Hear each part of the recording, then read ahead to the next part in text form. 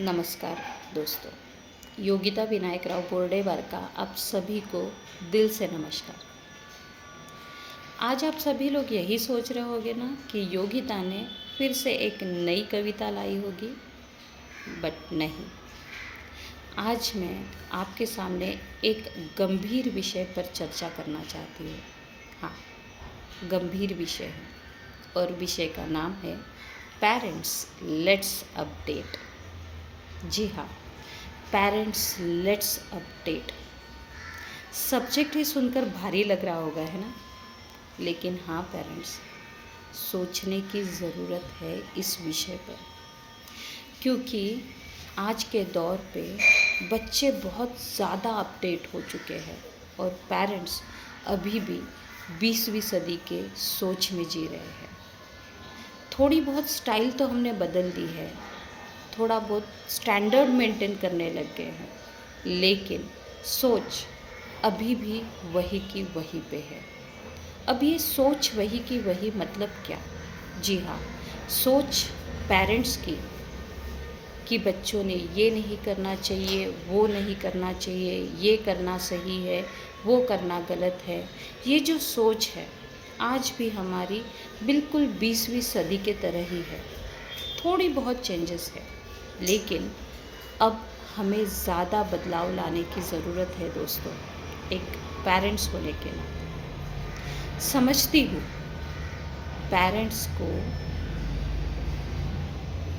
अपने बच्चों को सही रास्ता दिखाने के लिए पाबंदियाँ लगानी ज़रूरी होती है, लेकिन उनका विश्वास पाना भी उतना ही ज़रूरी है। अपने बच्चों का विश्वास पाना। जी हाँ, सुनने में थोड़ा अजीब लगता होगा ना कि अपने बच्चों का विश्वास पाना। हम तो कहते हैं कि बच्चों ने अपने पेरेंट्स का विश्वास रखना चाहिए, लेकिन क्या कभी हम ये चर्चा करते हैं कि हम कैसे अपने बच्चों पर अपना विश्वास दिलवा सके कि हाँ, हम सही इंसान हैं, उनके सही या गलत चीज़ों को समझने के लिए। इसके लिए हमें ये जताने की ज़रूरत नहीं है कि हम उनके पेरेंट्स हैं, हम ही उन्हें सही बता सकते हैं। जी नहीं, अगर हम इस तरीके से फ़ोर्सफुली उनको यह जताने की कोशिश करते हैं तो इस बात को वो कभी भी मानेंगे नहीं, कभी भी नहीं। उल्टा उनकी दूरियां और भी ज़्यादा बढ़ जाएगी, क्योंकि आप लोग जानते हैं एकदम बच्चे जब बच्चे होते हैं ना, तब से हम बच्चों को ये बताते हैं कि अरे ये मत करो, वो मत करो, ऐसे बैठो, ऐसे मत बैठो। और कई बार अगर मेहमान हो तो उनको कहते हैं कि अरे सबके पैर छू लो। शोकेश दिखाने के लिए बच्चा थोड़ा सहमा सा होता है कई बार मेहमानों के सामने, क्योंकि उनको हमेशा जो माता पिता घर में दादा दादी भाई बहन यही देखते रहते हैं। अचानक से कोई मेहमान आ जाता है तब बच्चा सहम जाता है, और हम ऐसे स्थिति में अपने बच्चों का शोकेश करने के लिए उनसे कहते हैं कि थोड़ा पोयम गा के दिखा, वो जॉनी जॉनी यस पापा बोल के दिखा। नहीं नहीं, और इन्हीं छोटी छोटी चीज़ों की वजह से बच्चों में पेरेंट्स के प्रति वो जो विश्वास होता है ना कि पेरेंट्स हमारे लिए हमेशा ही सही है, वो टूटने लगता है, वो दूरियां बनने लगती है।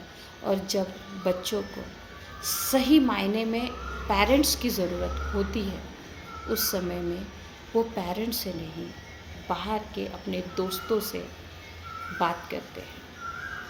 अब समझ गए कि बच्चों को हम खुद ही अपने से दूर करते जा रहे हैं, और वो तरीका आपको बता दिया कि हम किस तरीके से दूर कर रहे हैं, क्योंकि बच्चे आजकल के बहुत ज़्यादा अपडेटेड हैं। अब हमें क्या करना चाहिए? सही मायने में इसका जवाब आप ही के पास है।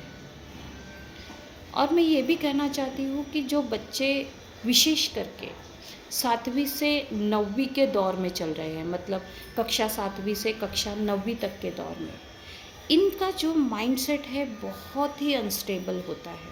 क्यों? क्योंकि आप सभी अच्छी तरीके से जानते हैं इस दौर में उनका हार्मोनल चेंजेस होते रहता है। और ऐसे स्थिति में अगर हम उनको ये कहें कि ये मत करो, वो करो, ऐसे बैठो, ऐसा मत करो, ये मत देखो, वो मत देखो, तो ऐसे स्थिति में उनको एक चिड़चिड़ाहट सी होने लगती है। हालाँकि उनके अंदर की जो बदलाव जो हो रही है, ये चिड़चिड़ाहट उसकी वजह से होते हैं। लेकिन कई बार वो खुल के इस बारे में अपने पेरेंट्स से बात तक नहीं कर सकते और इसीलिए वो अपने दोस्तों के साथ बात करते। अब आप मुझे बताइए, आपका बच्चा भी उसी उम्र का और उसका दोस्त भी उसी उम्र का, तो क्या सच में संभव है कि उसका दोस्त उसको सही सजेशन दे सके? नहीं। सही सजेशन आप ही दे सकते हैं, लेकिन पेरेंट्स बन के अगर आप देने की कोशिश करोगे तो बच्चे इसे लेने के लिए तैयार नहीं रहेंगे। इसीलिए आपको उनका दोस्त बनना पड़ेगा, क्योंकि वो बच्चे बेचारे सिर्फ इंटरनल चेंजेस से नहीं बल्कि बाहर भी उनके चेंजेस होते रहते हैं। जैसे कि एक लड़की अगर है तो उसको मंथली पीरियड्स आना शुरू होता है, और एक अगर लड़का है तो उसका वॉइस खुलना शुरू होता है। और सिर्फ उतना ही नहीं, बहुत सारी शरीर की अवयव भी बढ़ना शुरू होती है। और ऐसे स्थिति में मूड स्विंग्स होना यह बहुत ही कॉमन रीज़न है, बहुत ही कॉमन साइंस है। और ऐसे ही सिचुएशन में सबसे ज़्यादा अगर वो तकलीफ़ फ़ील करते हैं तो अपने पेरेंट्स से, क्योंकि पेरेंट्स उनको समझ ही नहीं पा रहे हैं। लेकिन आप अपना समय याद कीजिए कि जब आपके ये दौर चल रहे थे, आपके अंदर के ये चेंजेस के दौर चल रहे थे, उस समय में आपको क्या फ़ील होता था? आप भी क्या अपने पेरेंट्स के साथ में अपनी दिक्कतें शेयर कर सकते थे क्या? और कई बार इसका जवाब होगा कि नो, नहीं कर पाते थे, क्योंकि हम भी आज के बच्चों की तरह सोचते थे कि ये समझ नहीं पा रहे हैं, हमें उनके हिसाब से ही जो करवाना है वही करवा रहे हैं। लेकिन हम जब वो सारी चीज़ों से गुज़र चुके हैं तो हम ज़्यादा बेटर पेरेंट्स साबित हो सकते हैं। सिर्फ थोड़ी सी चेंजेस की ज़रूरत है, और वो है अपने आप को पेरेंट के रोल प्ले से हटाकर, जी हाँ, अपने आप को पेरेंट्स की रोल प्ले से हटाकर दोस्त की रोल प्ले में डालना होगा अपने बच्चों के बेहतरी के लिए। बट यह बिल्कुल मक्कारी नहीं चलेगी। जी हाँ, दोस्त की भूमिका निभाते समय आपको इस भूमिका को पूरा न्याय देना होगा, और तभी बच्चे भी आपको बेहतर तरीके से सुनना शुरू कर देंगे। अब न्याय देना होगा मतलब क्या? हमें डायरेक्ट कभी भी हम ये फ़ील नहीं करवा सकते कि आओ चलो बैठो हम आपके साथ बात करते हैं दोस्त की तरह। नहीं, थोड़ा थोड़ा शुरुआत करना पड़ेगा अपने बिहेवियर से, कि हम उनको दोस्त की तरह ट्रीट करने लग गए हैं। तब जाके उनका माइंडसेट कहीं ना कहीं हमारे साथ में दोस्त की तरह बात करने के लिए तैयार होगा। और ये तैयार कैसे होगा और हमें किस तरीके से बात करनी होगी, इस बात को और भी बारीकी से समझने के लिए मेरे साथ बने रहिए। और सच में किसी पेरेंट्स को इस तरीके के दौर में, बच्चों के दौर में 7वीं से 9वीं या फिर उम्र के 13 साल से 14-15 साल तक के दौर में अगर आपके बच्चे हैं और आपको ऐसा लग रहा है कि अब ये हैंडल करना मुश्किल हो रहा है, तो प्लीज़ डिस्क्रिप्शन में मेरा कॉन्टैक्ट डिटेल दिया हुआ है, आप अपनी उलझनें वहाँ मुझे शेयर कर सकते हो।